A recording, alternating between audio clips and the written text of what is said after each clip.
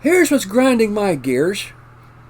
Okay, I probably can't use that because it's probably trademarked. You know, it makes me want to slam my manhood in a sliding glass door 3,000 or 4,000 times. It's dealing with a junior high school district. And oh yes, I have the honor and privilege of dealing with that today. Especially inept staff that are running on a really lean mixture of brain power. Like their mental Wi-Fi is like 1 bar and it's blinking. You know, not very. There's like a little around their head. I'll start the story off. I'm trying not to make a long story. I'm trying not to make a short story too long and a long story too short. Probably too late on both accounts. But my daughter, junior high, she's in junior high this year. She missed 4 days last week from a sinus infection. And it was a bad sinus infection. I'm talking every time she'd sneeze, it looked like she was making little mini Incredible Hulk action figures. These little green things come flying out of nowhere, right? So she missed 4 days last week, and then to top it off, she gets healed up over the weekend. Tuesday, she missed a day of school for a dental appointment. Okay, so let's get that out there. So 3 of the days that she missed due to the sinus infection were cleared by a doctor's excuse. The doctor faxed the paper in because we thought she was going to go back Friday, and she still wasn't really feeling up to snuff, so I said, okay, I'll handwrite you an excuse for Friday. So we go past the dental exam on Tuesday, and now here the following Friday as I'm recording this with y'all. Oh boy. She calls me on the phone. Dad, I got a major freaking headache. I'm like, okay, you're cleared to have a Tylenol from the nurse. Go to the nurse's office. Tell them you want a Tylenol, you have a severe headache. And they have what they call a dark room, where you can go lay down on a little couch. You're in a completely dark room. I said, you have access to that. Utilize it. She goes, okay, Dad, I can do that. She gets the Tylenol. The nurse lets her go back for a half an hour.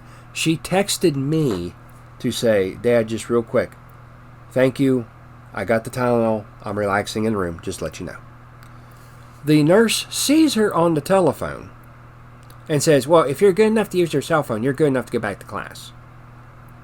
And all she was doing was texting her dad to let her know what is going on with her. She isn't watching TikTok. She's not watching her favorite YouTuber. She's calling her dad. So I proceed to get a little hot under my collar. And I tell my wife what's going on. She goes, well, you better let me call the school. I said, you better, because I'm fixing to go there right now. And it's not going to look good for the home team there either. I said, because probably for the rest of your life, I won't be allowed within 100 yards of the school district.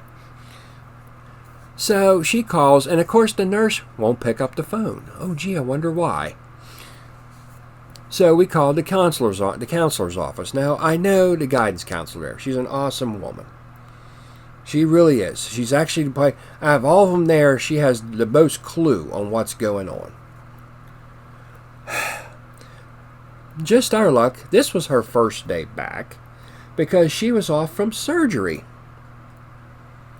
Oh, this is getting better by the minute now.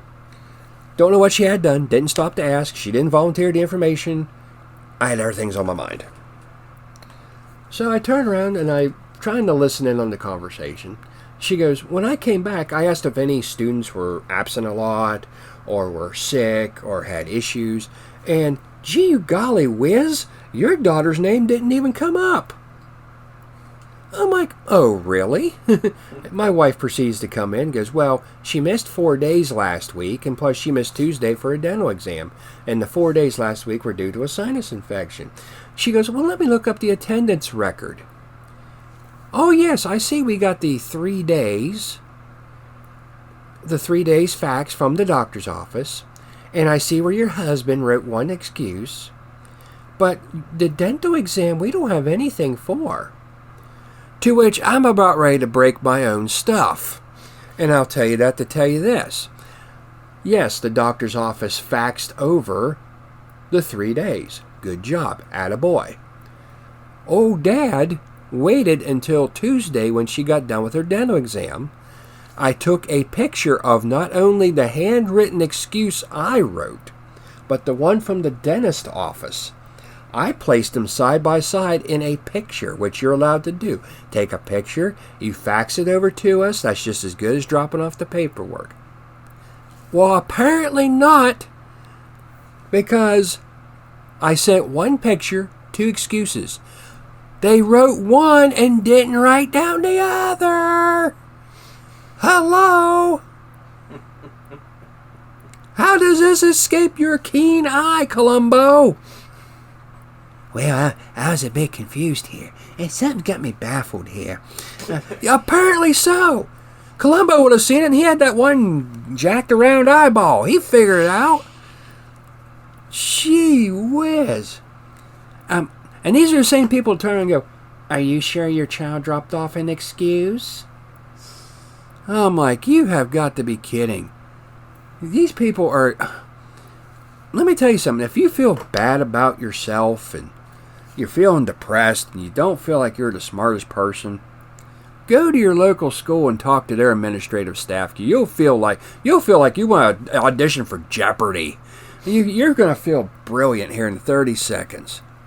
So for all you parents or grandparents or step-parents or that you have children in your lives that you have to go through all this administrative school district crap, here's my advice. Don't automatically blame the kid.